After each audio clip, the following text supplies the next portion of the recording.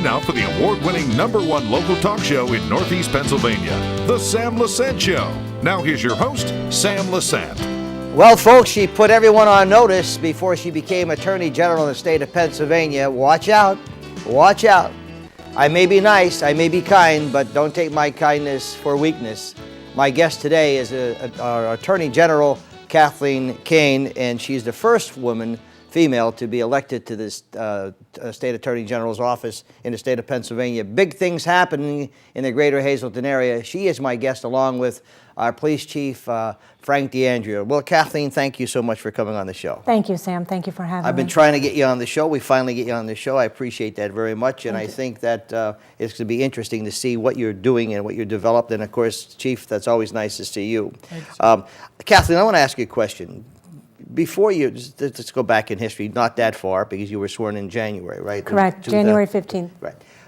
What were some of the things that you set, that you wanted to do as Attorney General? Because I know it was a hard campaign. That's right. It was a hard-fought campaign, but I think that fighting spirit then just spilled over into my tenure as Attorney General.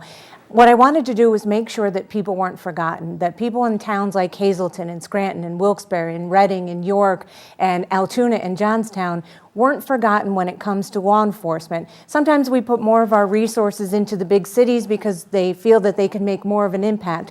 But towns like Hazleton are worth saving as well. And every person counts in this Commonwealth. So I wanted to make sure that we did not forget those people, that we made their lives better in some way, that we made them safer, we made their children safer, we made their neighborhoods what it used to be. I want the older people in Pennsylvania to look out their front window and recognize their street again. And that, to me, that was going to take a collaboration, and that was going to take a different approach and a new way of approaching law enforcement. When you campaigned, there were some issues that you addressed, and one of the things that as I interviewed a lot of people, I always like to hold people accountable. When people run for office, they say a lot of great things. I'm going to do this, I'm going to do that, I'm going to cut your taxes, I'm going to do that, I'm going to cut crime, etc. And then when they're in, like to get them back on, how are they doing? So you set some goals that you wanted to achieve. What was the very first goal that you figured we needed to address in the state of Pennsylvania? I wanted to make the children of Pennsylvania safer. And in doing so, we created a standalone child predator unit. It had been in the office, but the year before I took office, they made 19 arrests. In the year that I have taken office, we have made 600 times more arrests than the previous year. We put on more agents. We specially trained them. We brought on the commander of ICAC. We gave them the equipment that they needed necessary, and we talked to the legislature about giving us the funding that we needed to make our kids safer. And the General Assembly did just that. We took the money, we put it to good use, and now our kids in Pennsylvania are much safer from predators. We've saved live victims. We've made sure that the travelers, those who get in their car and actually go to a location to have illegal sexual contact with a minor, we made sure that we were there waiting for them. So that was one of our goals. And another goal was to get down onto the street level and make our streets safer. Not a think tank, not talking about it, not everybody getting around and batting their ideas around. It was taking it out of the office, out of the ivory tower, and putting it on the street where it belonged. And it was making a combination of law enforcement. We're all spread thin throughout this Commonwealth. Our local police forces, our state police, our state attorney general's office, our federal partners. So what we've decided was, there are no more turf wars. There's no more egos. Everybody put that aside. We have to work together. We all have specialties. If we work together, the people of our towns are safer. And that's exactly what the Mobile Street Crimes Unit was designed to do. And it isn't just a task force. We're not just taking dealers off the street. There's 20 more where they came from. We are making sure that we get to the supply of the drugs. We're choking off their cash. We're bringing in their guns and the cars that they used, to facilitate the drug deal.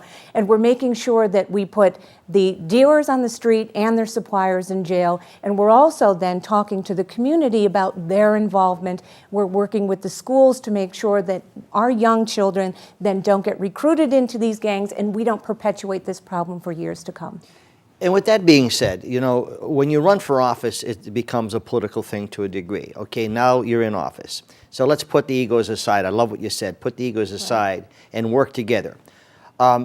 Every time I interview anybody, including the good chief here, if I am the district attorney or anyone, the first thing they're saying, crime, okay? Crime costs this a lot of grief, costs a lot of money, and drugs, etc.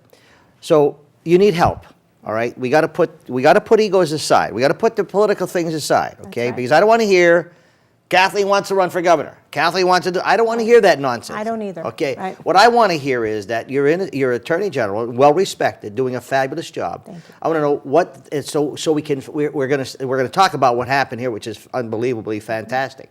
So are you getting the help from the legislature? Are you getting that? Or are you running into political nonsense? Listen, there's always going to be political nonsense. And it's Let's hope funny it's you small. use that term because Yeah. that's exactly what I was thinking this morning. Yeah. I put up with a lot of political nonsense, but I will also tell you there are a lot of good people out there in the legislature, in the Senate, and in the House who knows that the number one function of government, what we started with, was protecting our people. That's where our money needs to go. It needs to protect our citizens. If they're not safe, then we can't get to the roads and bridges. We can't get to all of the other problems that we face.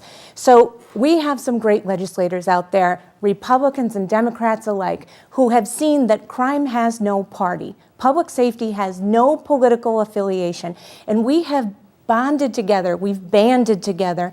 They have given me the money that I needed for the Mobile Street Crimes Unit as well as the Child Predator Unit, and I hope that we have shown them that it is an incredible success and their money has been put to good use. This isn't just talking. We have real results to show them as well as the people of Pennsylvania. And I'm glad to hear that because again, the public's been bombarded by so many things that they just get burnt out. But getting to the streets and working it now. So you became Attorney General, okay, and you had your some things cited. You're going to take care of certain areas. Let's talk about the impact of the crime unit that was. First of all, how did this thing evolve? I've always the seen Region 10 impact. Yes, I'm sorry. I've always seen that we have to. Crime is shifting and crime is changing, and we have to do things in a better manner. And also working from the county level, I've seen that some of the agencies don't work well together. That we'll all be, trying to jump on the same deal or on the same corner, and that's ridiculous. I always equate it to a t-ball game. My sons played t-ball, and the ball would go to third base, and the entire team would jump on the bat. They'd battle each other for the ball, and meanwhile, everybody's running around the bases. That's not the way it needs to work. So we needed a collaboration. And I was talking to my good friend, Senator John Udicek, in my kitchen one Sunday afternoon, and I said, how can we do it better? What do you see in your area? And, John and Congressman Barletta put together the first Operation Gang Up. A tremendous success. And it was years ago, but we can take that same concept and put it on the streets with some tweaking in Pennsylvania today. So he and I took that concept together. We talked about what needed to be done, what some of the problems we had seen in the past were, and then we went into the legislature and asked them for the money, and John has been a great champion for us in obtaining the funding that we need. And there you see bipartisanship working. Absolutely. You don't see the political, and because John's been on the show many times with Barletta, and we had the FBI head, the guy who came up, I forget his name, and it's Tara Toohill, okay. Yes. Everyone working together, putting the parties aside. That's, to me, is encouraging, Kathleen. That's our job, Sam. Our job is not to play politics. You have to run on a certain political party because that's the way our electorate works. Sure. But once you get that job and once the people of Pennsylvania hire you, you drop that outside the door and then you walk in and you do the job. Whenever anyone introduces me as the Democratic Attorney General, the first thing I say is I am not the Democratic Attorney General, I am not the woman Attorney General, I am your Attorney General. It doesn't matter where you're from. And I love it. Now, I'm going to ask you one more question, then we're going to get into the serious matter here, what you have. Okay, do you have any vendettas at all against anyone in the state of Pennsylvania? No, I don't have time or energy for any vendettas. Okay, I want to... Except maybe the drug dealers and the child predators. Are we putting them aside? I'm with you. Okay, so with that being said, I just wanted to clear up some of the things because we have, always the politicians come on and they have this angle, they have that. And I don't want to hear that stuff. No. I want to hear what we're doing. All right, so now you see the serious problems, and you mentioned all the different towns, and we have to help the policemen and women, law enforcement in the state of Pennsylvania. How did this thing evolve? Was it with the conversation with Senator Udicak? Yes, yes. And then I went into my office and I talked to our narcotics investigators, our special agents in charge and my team, and I said, this is the idea that we have. This is how I see it working. We need a collaboration. We need to go in to an area where the threat assessment is the highest and where the resources are the lowest. So in most places, that's the way it works out. You have a high threat assessment, but you have low resources. So we wanted to go in and be that bridge and fill that gap. We wanted to be a force multiplier. We wanted to bring the agencies together so that we can work most effectively and to bring it out onto the streets of Pennsylvania. And that's exactly what this Mobile Street Crimes Unit, the Impact Unit, has done. Judging by the stats, you know, they're incredible stats. But I and the chief feel that it's not just the stats that tell the story, it's how people are living their lives and how they feel how it's going, how their lives have been impacted. We had a reporter tell us that, and he was from Hazleton, did not know that we had our street crimes unit in Hazleton at the time. It was operating under a clandestine operation. And he said, you know, I feel like Hazleton is more peaceful now. Yes. And to us, that was an incredible Yes, compliment. yeah, we sense the same thing in our news department, and I sense it in the community. So that when we come back, the makeup of this, okay, the creating of this, I mean, there's a lot of hard work, a lot of thought into this. It doesn't just throw a bunch of law people together. Folks, I'm talking to our Attorney General, Kathleen Kane, and on the set also is Police Chief Frank DeAndrea. Big thing happened in the greater Hazleton area this first time they used the Impact Unit. And we come back, we're going to tell you the tremendous success, and hopefully it's going to become better in the state of Pennsylvania. Stay with us. Welcome back to the special edition of the Sam Lesante Show. Folks, remember 24/7, ssptv.com. My email, sam@ssptv.com. I appreciate all the comments. Remember all the folks in Comcast who are now 190 in the Pottsville area. And we want to welcome the additional 5,000 households we got on Service Electric Cablevision. Thank you so much. And thank you for making our show the #1 talk show in Northeastern Pennsylvania. I really do appreciate it. My guests today are Attorney General of the state of Pennsylvania, first ever to be elected female, Kathleen Kane, and also Hazleton Police Chief Frank DeAndrea. Folks, this Region Impact, let me just say this, Frank. Okay, when you were on the show, you talked about how this thing happened, and it's just tremendous. I mean, and today was part of the tremendous results. Your part, how did it come that Kathleen decided to give it to Hazleton first? You know, the first. Am I correct? That's first correct, unit. Yes. Okay. I don't know what went through General Kane's, Senator Udicak's mind to get it to Hazleton. What I know is that I was sort of auditioned. We talked many times before the funding was ever even available. And I used to ask the same questions because I couldn't figure, in dealing with politicians before, not the Attorney General, I could never figure, okay, well, what is in it for her? We have no millions of dollars to give to a campaign fund. We're not a town or a city of 1 million people to vote her into any office she desires. There's no notoriety from a small town. If you're going to do that, you're going to go to Philadelphia or Erie or somewhere. And I asked the general candidly, why me? Why Hazleton? And she looked me in the eye and she explained, because you need me, and Hazleton is a town worth saving. And as she stressed, it's the threat assessment and the resources. Our threat assessment is through the roof, and we don't have enough resources. And finally, how many times we've talked, and I've been saying we don't have enough cops, and finally somebody in law enforcement says, they don't have enough cops, this is where we need to go. So I believe that was part of the driving process on why Hazleton. We needed her.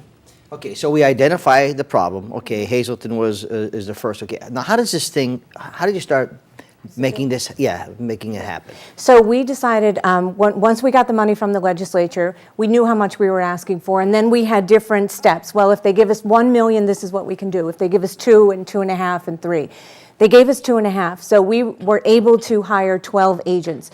Our agents were specializing in gangs as well as narcotics. We also made sure that they had the same attitude that we did, that you had to work with the local police departments, that you had to work with the FBI and the DEA, that you, just like we said before, no egos involved. We are not a lone ship here. We had to get everyone on board. So they needed to have the personality, they needed to have the training and the expertise, they needed to have the drive. They also needed to have that same spirit that we did, that the end goal was making it safer. It wasn't overtime, it wasn't notoriety, it wasn't anything of the sort. It was making that town safer, and when we turn our backs and walk away, we know that they're in a better place. And every single one of our agents has that same desire. So then we talked to to Chief DeAndrea and said, okay, this is what we need to do. How many officers can you give us to put on one team?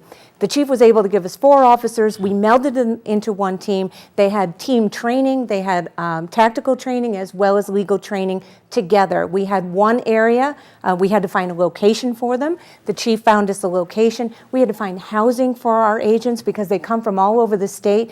The chief also helped us find housing as well. And then we set their schedules. We made sure that it was on a rotating basis. And we just kept stressing over and over again what this goal was. We kept checking in. I visited Hazleton numerous times. And and then it built from there. And somewhere along the line, we'd have a difference of opinion. We'd all get together, we'd talk to the chief and say, okay, this is what the answer is. And now we're moving forward all as one. But I will tell you, it's been incredible. I will tell you, it is a real model. It went together more easily than you would think.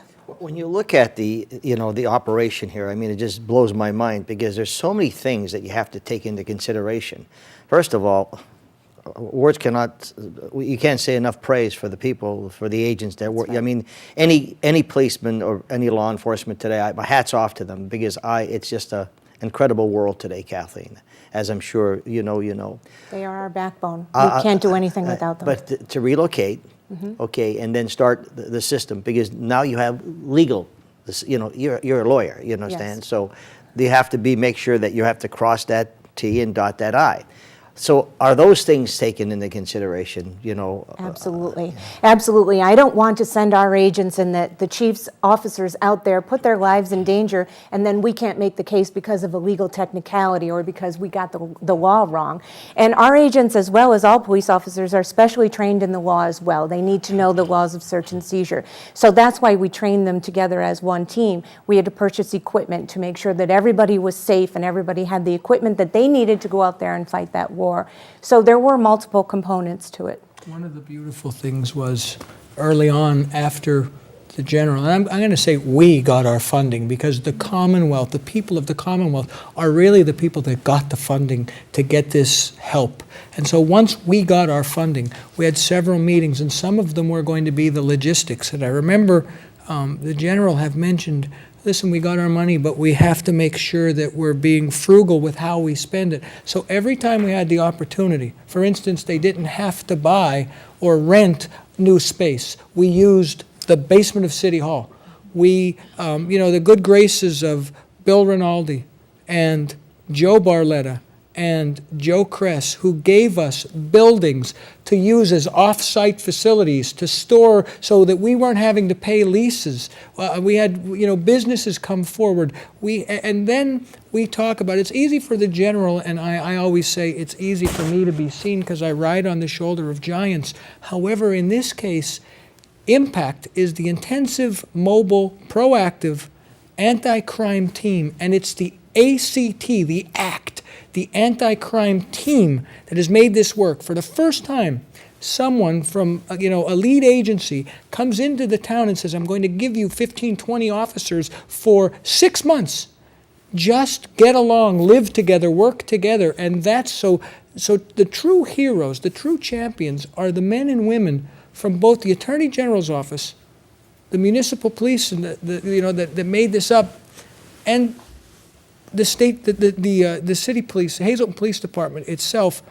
These people bled. I mean, it's nice to get overtime, but at one point, it became a passion for them. This was not about a job. This was about, we finally have the opportunity. The general's impact is starting to be felt. And as it started to be felt, it was just like a wave, a tsunami almost. It's wiping everything that comes in front of it out of the way.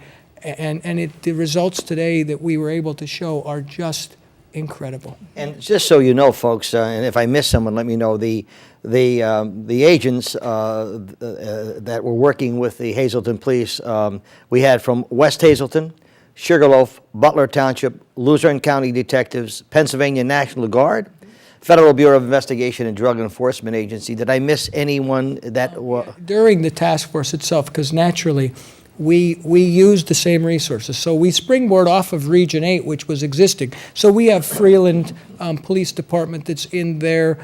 We have the District Attorney's Office who assists us when we need. We have the county detectives. But during this whole impact, we have Beaver Meadows, McAdoo, Klein Township. I mean, anybody that surrounds this area, because it was community. We go as far as Wilkes-Barre. Today and yesterday, Wilkes-Barre Police, through the mayor and the Chief DeSoy, gave us their 10-passenger luxury vehicle for us to pick up our prisoners and transport them. We have the county sheriffs who are transporting the prisoners, saving us thousands of dollars of money.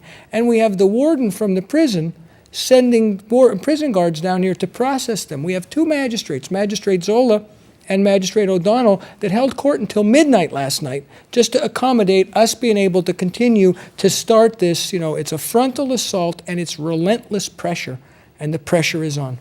It's interesting because we've talked many times, Frank, about the crime. Are the cops doing anything? Do they know? When you're getting those calls saying, I think there's a drug deal going here, and they say, well, they never respond.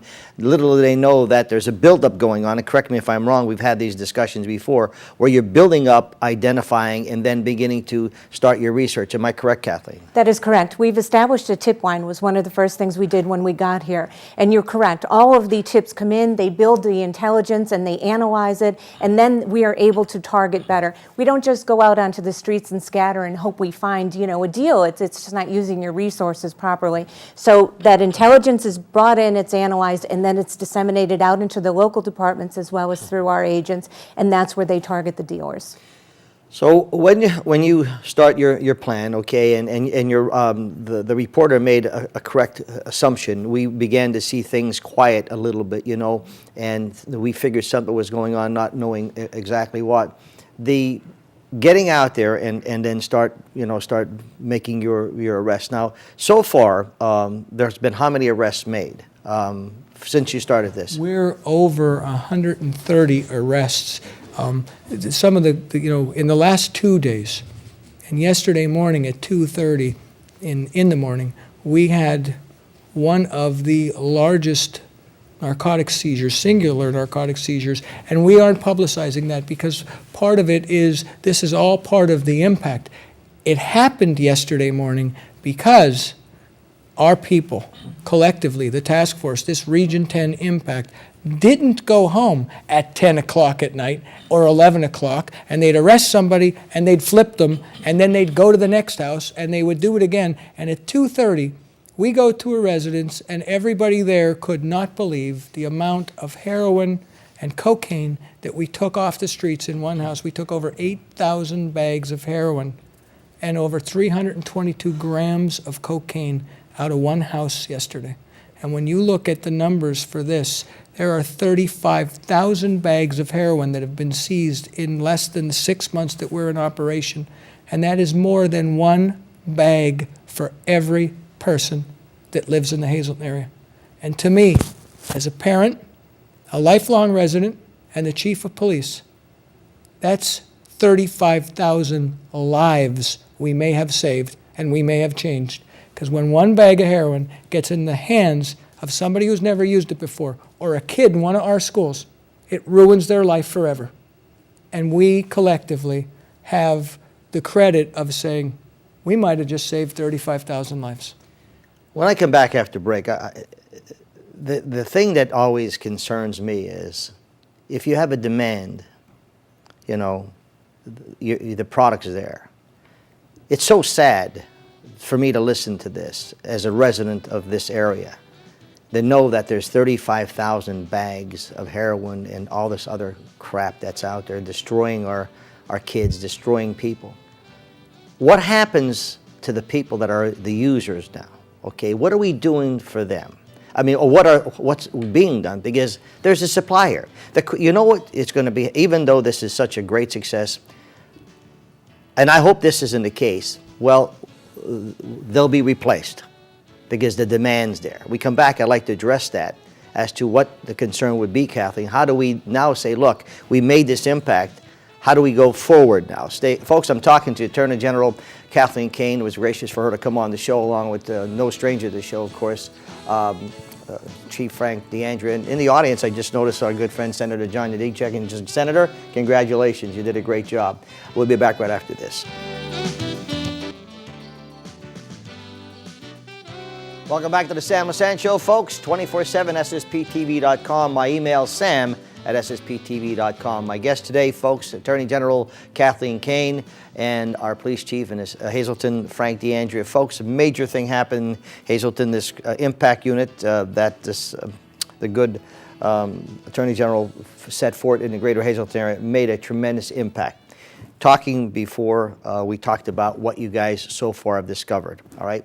And I said it's very sad because when you're looking at 35,000 bags of heroin, did you say, and what else God knows you got in that, I said, well, if there's a demand, the product, you know, and now you cleaned up about 120 of them off the streets. And, you know, I got this, and I never knew this until Mark Davis said this, the news release out today. And he said here about the drug trafficking organizations with ties to gangs, including the Bloods, the Trinitarios, the Folk Nation, the Latin Kings, FAME, and I don't even know that we had these things. Where have I been? I mean, that's like shocking to me, okay? So, Frank, let's go back to the demand, you know. It has to be there.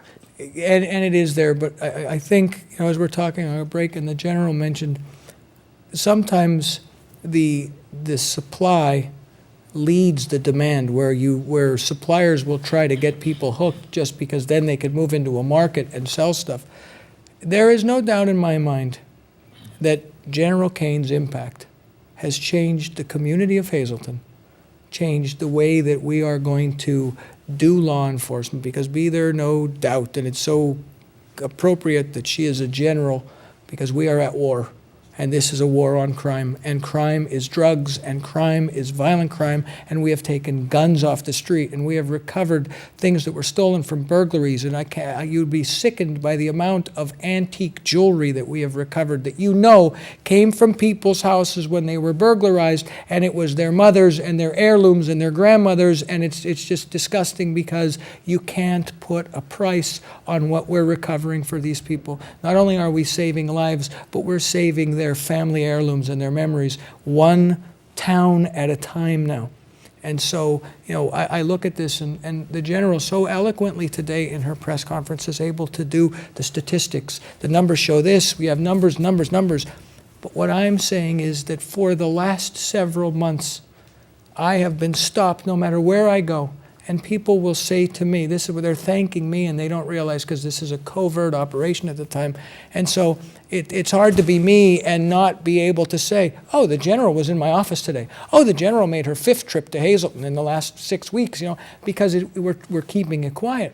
But the fact is, truth be told, you would not believe the amount of times, I said today in the press conference, text messages and emails at 2 and 3 in the morning, and phone calls at 5 o'clock in the morning, and the weekends and holidays, because, as she said when she was sworn in, she's changing the way that the direction of that office is going, or what it's doing, and it's on the street, and it's hands-on, and we're going to take this state back one town at a time.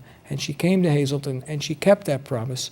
And I'm here today to be able to say that the residents of this community have noticed a difference, and the difference is that we have now restored faith. They hear us on the scanner, they see us on the street, They read about us in the newspaper where there never used to be that many things in the police column, and now every day there's a drug bust and a drug raid, and they're seeing the tactical teams, and she's sending her special operations group up, and we have our special operations group up, and collectively, when there's 75 to 100 cops one day and 150 cops another day, and the National Guard has helicopters for air support circling the city of Hazleton, if you're a criminal, this is not the place you want to be. Getting back, Kathleen, I want to talk about some of the things that, the numbers, statistics, and then I want to talk about is it making a difference? And because it says here, this is a signature drug bust, okay? The unit's signature drug bust, and which is going to be something that we hope now move on to different areas. So let's talk about what was seized, I mean, in terms of other than what he said. Right. Well, as the chief eloquently put as well, over 35,000 bags of heroin is a heck of a lot of heroin, over 9 bricks of heroin. We've seized guns, car. We just seized a Mercedes this morning. So even right up until our press conference, our agents and our teams were still out there on the streets. Even though we were literally leaving, they were still up there making those drug busts and those buys and those seizures. So we seized cars, guns, cash, drugs, televisions, a television that we're going to donate then to Community One to make sure that what is seized from this community then stays within this community, and we use those resources back to help you again. But it has been a large seizure. What we've seen from both the dealers that we have arrested as well as some of the users, they are reporting that the drugs are drying up here, that the purity is going way down. When the purity goes down, the demand goes down, because these addicted drug users need a high degree of purity to get the high that they're used to. When it's cut, they don't want it any longer. So the degree has gone down, and they said that the supply has gone down, that Hazleton is too hot of an area. So it shows that this impact has worked not just in our stats, not just in how the community feels about it, but even how the drug dealers and the users feel about what is happening here. She mentioned stamps, which is very important. That's right. Stamps. Because in a perfect world, when you go to the drugstore because you're going to buy a particular type of acetaminophen, you look for a brand name that you know is approved, and so you're going to buy St. Joe's aspirin or Bayer aspirin, and you know what you're getting.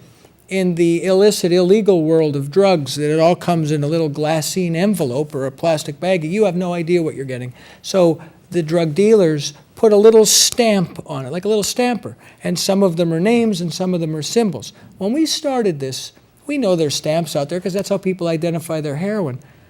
We today have taken out 64 separate stamps, which is 64 separate heroin organizations. Some big, some small, but the fact is that there were 64 different heroin stamps, heroin organizations that we take out because, as the general said, with the purity, if you get heroin you don't like, you're not going to buy that stamp again because it's like, oh, I don't get high from that. You're still spending the same amount of money. It's not working for you. So the beautiful part about General Kane's impact is when the drug dealers themselves, and this is where the municipal police could never do it on our own, we don't have the ability, the staff, the databases to maintain the intel. Just the fact of the 64 heroin stamps, we could never do something with that. The Attorney General's office puts that into their network. They keep that intelligence. And now when those stamps show up in the next town and the next town and the next state, and or when there's a problem with fentanyl-laced heroin here and there's somewhere else, and they can look at this and say, hey, the western part of the state just had fentanyl in their heroin. Now Hazleton has fentanyl in their heroin. Let's see if they're linked together. And that's another part of the impact that will soon spread across the state. You know, it's huge. So to me, when the drug dealers themselves are saying, it's too hot here, there's too many agents in here, everybody's getting arrested, the purity of our drugs are down. The purity's down because there's no big suppliers willing to come to Hazleton anymore, so they have to keep cutting the drugs that they have. You know, they cut it into 3 and then they cut it into 4 to sell it because they want to make their money. It's truly made a difference. Speaking of arrests, okay, now what happens to all these bad guys and women, okay, that is it going to be slap your hand, out the door, don't do this again because you're bad? What do you think is going to happen? We have, along with our impact unit, we have an attorney assigned just to that impact unit. So she is responsible. She did all of the arraignments last night as well as this morning. And what we have done is we will give the cases to the local district attorney if he or she chooses. If they don't have the resources or the manpower or it's a conflict of interest, we have attorneys spread all across this Commonwealth in regions with our Bureau of Narcotics that will handle those cases, that will see them right through to the very end. You know, it depends upon the juries.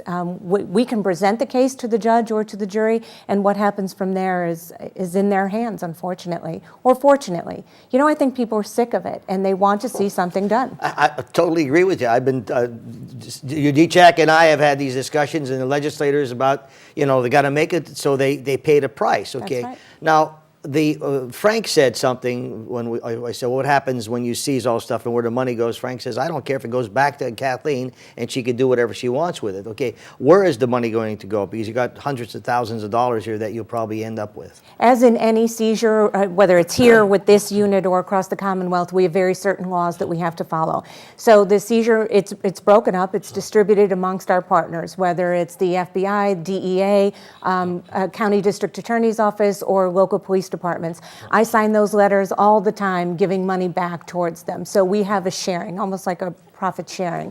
And then when our chunk of the money is then used to educate and to make sure that we can put our forces back out on the street. So it's always staying within that drug world. We can't use it to, you know, say, use it for a child predator or use it for a public corruption case. We have to keep it out on the streets, drug related. You ask a great question, though, because we were months into this impact, and finally the lawyer side of the Attorney General's office had finished the equitable sharing agreement. And I said that before, I said it to the General, I'm not about the money.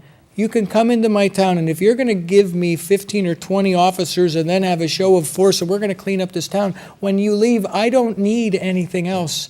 And at the same time, the General's decision to take that 92-inch television and give it to Hazleton 1, that TV is going to be in the gymnasium so that they can fill that. That right now, that community center was a block away from the drug house that was sucking out of the community.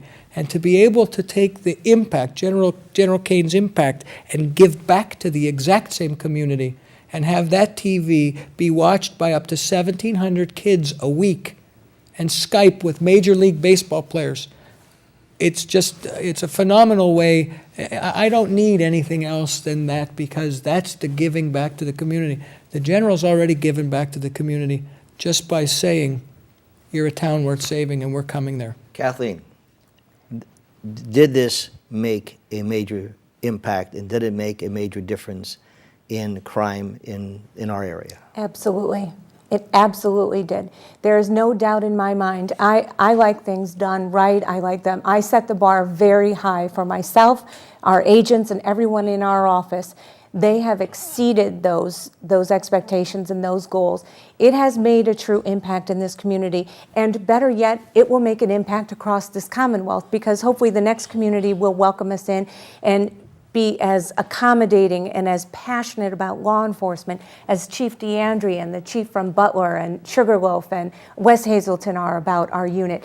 It won't work unless we all work together. We need that passion, we need that commitment, but there is no doubt, if this has worked, if this hadn't worked, you know, my young son tells me I'm cheap. I tell him I'm fiscally responsible. Yeah. If this had not worked, we would have given the money back, and you know, my ego would have allowed me to say, this was a mistake, let's try it again, let's try something different, but this has worked. You know, I'm glad I met you, okay, because I really had some different thoughts about you, really, seriously, on the political thing. But I'm really glad, just like with John Udechak, and we have some differences, but I respect him, I respect Tara, and respect, you know, the people that they say what they mean, and they mean it, and the egos go. Yes, the political parties are there when you have to run, but I'm very glad that you came on the show, Kathleen, because I want the community to see that this is no bull, that you guys are really trying. You know, when you have collective efforts like what you have with all the police, all your office, okay? God knows how many people, you know, are behind the scenes. but everyone worked together, and look at what for Hazleton. So it makes a difference. Now, Kathleen, how do we pay it forward? I'm going to leave that up to the chief because Okay. he's got a message to everyone He's very else. short on words. I mean, that's one thing about Frank. I'll try to be verbose if I can, thank you. You know, all our lives, we're from Hazleton, northeastern Pennsylvania. We're all from northeastern Pennsylvania. And one thing that we know is the way that we get involved. We're not looking for a handout. We're looking for a hand up. And so now that we got that hand up, thank you, General, there is absolutely no way that any of the chiefs that support this initiative, any of the law enforcement partners that are involved, or even this community, could just take the money and run. You know, she's invested hundreds of thousands of dollars just in salaries to have this take place in 6 months. And so now it's our turn to contact Senator Udicek, Representative Toohill, who I know were very staunch in the fight to get this funded to begin with. And now there is no guesswork. It was a leap of faith in the beginning because everybody had an idea. We need to do something different because what we're currently doing wasn't working. Now we can show, oh, it has worked on every possible front. And the next time, because this was Operation Rising Star. Rising Star because even in law enforcement and the good law-abiding people of the community need a light to guide themselves through the darkness of evil, and the light was provided by the Attorney General and General Kane's impact. And so how we pay it forward is we get back in touch with Senator Udicek, Representative Toohill, Congressman Barletta, everybody's senators, state representatives, anybody you know who can call anybody else and say, we definitely need General Kane's impact to be felt across the Commonwealth. It worked in Hazleton, and it can work in their towns. And every town in Hazleton, not just Hazleton, but every town, is truly a town worth saving. And that's the message. What we need now is to get the word back to the people in positions of power to say, please have the wisdom to know we need this impact across the state. And if you have a problem with your D-check, let me know, because I'll be on his back. I don't see there ever being Kathleen, a problem. let me ask you this, Kathleen. So what should the public do? I know what Frank's answer is going to be, and I know what he says. What should the public do now, okay, in our areas, in the areas that we made this impact? How do we continue to grow? How do we continue to help the police? And God willing, somehow the city is able to get some funding and get another 10, 15 cops on the streets, and boy, it would be unbelievably fantastic. Right. So what does the public do? Now that the public has hope and knows that no one has given up on them, now it's up to them. They need to be involved. They need to go to the Crime Watch meetings. They need to interact with the police officers. They need to report tips. They need to get involved. If they see a crime, they need to report it, and they need to show up for court, because we as prosecutors can't do anything without them. We're all in this together. This is not a law enforcement problem only. This is our problem. And if we fight it together, just like we've shown from this impact unit, and we bring in the community, there's no stopping us. We can take our cities and towns back. And you know why that's so important? I have 3 grandchildren, 10, 9, and 8. You have children. Yes. You have children. And I fear.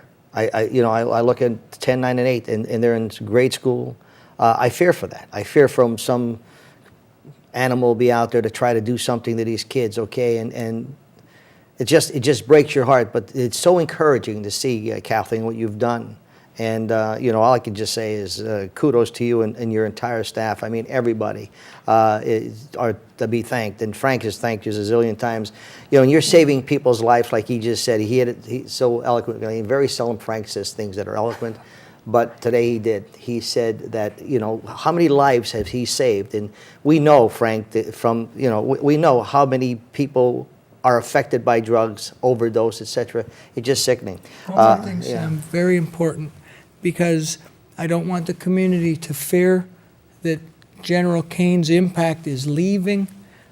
As one thing I know about having now worked with the General for months, it's very well thought out. And so there is a very strict exit plan and an exit strategy. She's not leaving. She has retrained her region here. And so Region 8 is more invigorated than ever to be involved. And we are going to continue with this frontal assault and the constant pressure. And I said in the beginning, folks, don't take her kindness for weakness. She means Absolutely. business, and she really delivered. And I'm so happy you came on the show, Thank you, Kathleen. Sam. Really, it was a pleasure meeting you. And Frank's always on the show. And Senator Udicak's there. I didn't know you were in the audience, but thank you, Senator, for what you've done. We really appreciate it. And all the other people here, I don't know everyone, but I certainly know that they have input. Please come on the show again, I okay? certainly will. And I would love to have you on and give us an update, especially another success story wherever you go in the state of Pennsylvania, because we do have shows in Harrisburg and Pottstown and all different areas. Be more than That's a happy to deal. do that. Frank, as usual, thanks. Anything in closing you want to say, Frank? Yes, Sam, I think at this point it's just so important for me to be able to publicly and personally thank General Kane for her impact. I am a better person. Our community is a better community. We're safer, and we have hope. And now more than ever, as I've always said, I'm proud to be a chief in your army. Thank you. Thank you, General. And with that being said, folks, thanks for joining us on the Sam Lesante Show. We'll see you next time.